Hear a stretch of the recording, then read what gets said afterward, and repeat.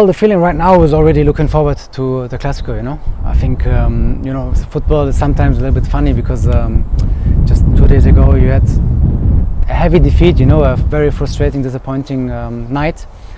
But then now you have a big game coming up, you know, one of the biggest games actually in European football coming up, you know, and really looking forward to.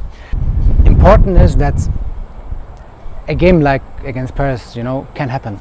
It's normal, especially for a team like us, you know, young players, not so experienced maybe, especially in that competition, not many knockout games maybe, you know.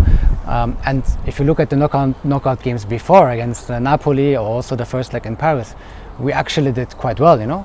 With all the frustration, disappointment that this game brings with it, I think it's also something that you can use, that every single player, especially the younger ones, can use, you know, as a motivation to do better next year, you know, to have that experience, you know, in your pocket. And next year, when you come around the similar circumstances, you know, then you realize, last year this happened, we did this, we did that. And now you can actually use it to try to avoid the mistakes maybe you did before. And I played in the Champions League in my career, I think 12 times, 12 seasons right now, or maybe even more, I don't know. And I only won it one season. Yeah, I mean, you can feel that the Clásico is very special, to be honest. I already felt that for the game in Montjuic, you know, a few months ago, or the Spanish Super Cup, you know, in Saudi Arabia that we have played. You can sense a different atmosphere and tension for that game, which is amazing. I think it's a privilege, you know, to play this game, to play it for Barca, obviously, as well.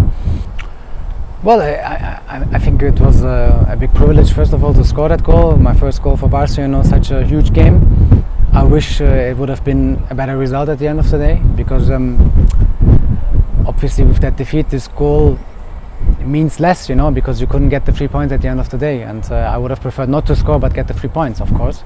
And I remember we had a lot of chances, especially in the first half, you know, to score even a second or a third, and we didn't. And I think that's exactly also the key, you know, to try to win against Madrid. First of all, you have to use your chances, but then also you have to try to limit their chances that you give them to a minimum, because you have to say that they have quality, you know, to have just a small chance and convert it into a goal.